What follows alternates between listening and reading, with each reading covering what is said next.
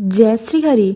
तो आइए रसपान करते हैं गुरुवार की व्रत कथा का। सालों पहले एक गांव में ऐसा गरीब धार्मिक ब्राह्मण रहता था जिसकी कोई संतान नहीं थी। वह रोज नहा धोकर मन से देवताओं की पूजा करते हुए संतान की मांग करता, लेकिन ब्राह्मण की पत्नी खूब आलसी थी।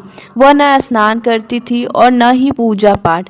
पत्नी की इस आदत से ब्राह्मण दुखी रहता था। ब्राह्मण के धार्मिक गुणों से उसके घर में जल्द ही संतान के रूप में एक पुत्री ने जन्म लिया। उसकी पुत्री भी ब्राह्मण की ही तरह धार्मिक थी।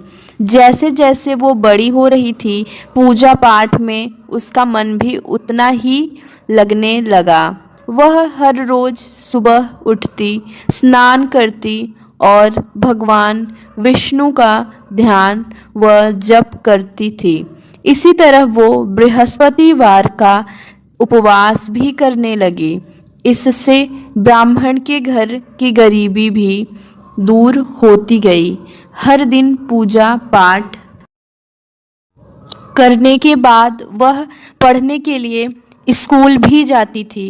स्कूल जाते समय वह अपनी हाथों की मुट्ठियों में जौ भरकर स्कूल के रास्ते में गिराती थी। जब वह स्कूल से वापस घर के लिए आती तो गिराए हुए जौ के दाने सोने में बदल जाते थे, जिन्हें उठाकर वह घर लेकर चली आती थी। एक दिन ब्राह्मण की बेटी सोने के जौ सूप से साफ कर रही थी। तभी वहां आकर उसकी माँ ने कहा, बेटी, सोने के जौ को साफ करने के लिए सोने का सूप होना चाहिए। ब्राह्मण की बेटी को माँ की बात एकदम सही लगी। उसके अगले बृहस्पतिवार को उपवास रखने के बाद उस लड़की ने बृहस्पति देव से सोने का सूप मांगा। ब्राह्मण की बेटी हर बार पूरे विधि विधान से बृहस्पति देव की पूजा अर्चना करती थी। इससे प्रसन्न होकर भगवान उसकी सारी इच्छाएं भी पूरी कर देते थे। इसी तरह उन्होंने सोने के सूप वाली प्रार्थना को भी स्वीकार कर लिया। अगले दिन हर रोज की तरह ब्राह्मण की बेटी पूजा पाठ करके स्कूल गई और रास्ते में जौ के दाने बोते हुए गई। वापस आते समय जब वह जौ के दाने बीन रही थी तो उसे सोने का सूप भी मिल गया। सोने का सूप लेकर वह घर आई, जिससे उसने सोने के जौ साफ किए। एक दिन इसी तरह ब्राह्मण की बेटी घर के बाहर बैठकर सोने के जौ को सोने के सूप से साफ कर रही थी। तभी उसके घर के सामने से एक राजकुमार गुजर रहा था। राजकुमार ब्राह्मण की बेटी को देखते ही उस पर मोहित हो गया।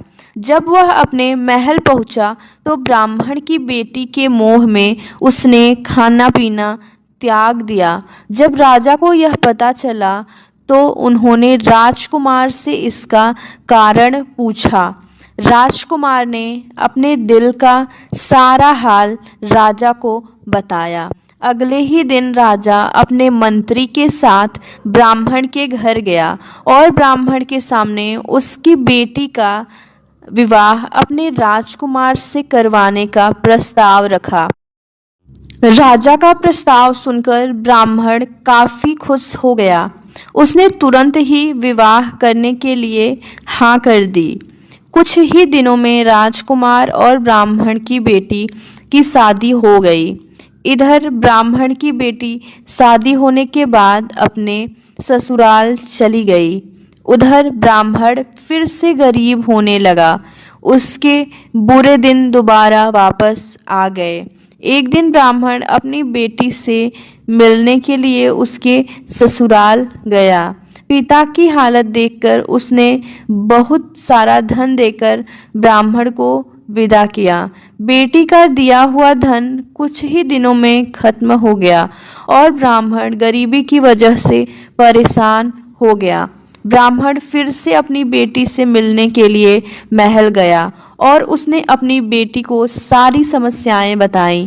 अपने गरीब ब्राह्मण पिता की बात सुनकर उसकी बेटी ने कहा, पिताजी, कल आप माँ को लेकर मेरे पास आएं। मैं उन्हें बृहस्पति देव के उपवास और पूजन की विधि बताऊंगी। इसी करने से सारी समस्याएं दूर हो जाएंगी। ब्राह्मण ने ऐसा ही किया। अगले दिन वह अपनी पत्नी को लेकर महल में बेटी से मिलने के लिए गया। पुत्री ने अपनी माँ को बहुत समझाया कि उन्हें आलस त्याग कर सुबह स्नान करना चाहिए और भगवान विष्णु की पूजा करनी चाहिए, लेकिन ब्राह्मण की पत्नी ने उसकी एक भी बात नहीं सुनी। वह अभी भी पहले की ही तरह रहती थी। माँ की ऐसी हरकतों से तंग आकर एक दिन उसकी पुत्री ने माँ को एक कोठरी में बंद कर दिया। उसे जबरन सुबह स्नान करवाया और भगवान विष्णु की पूजा करवाई। इससे उसकी माँ की बुद्धि में सुधार हो गया। अगले ही दिन से ब्राह्मण की पत्नी सुबह उठती और स्नान करती और भगवान विष्णु की पूजा करती। साथ ही बेटी के बताए अनुसार हर बृहस्पतिवार के दिन वह उपवास भी करने लगी। इससे प्रसन्न होकर बृहस्पति देव ने उनकी सारी गरीबी और समस्याएं दूर कर दी। फिर वह एक सुखी और संपन्न जीवन जीने लगे। इस व्रत का प्रभाव से मृत्यु के बाद ब्राह्मण और उसकी पत्नी को स्वर्ग का द्वार भी मिला। कहानी से सीख, आलस्य करने से किसी भी तरह का काम नहीं बनता है। आलस्य को छोड़कर सुबह जल्दी उठकर पूजा पाठ की जाए तो मन भी शांत रहता है और मनोकामनाएं भी पूरी होती हैं। जय श्री हरि।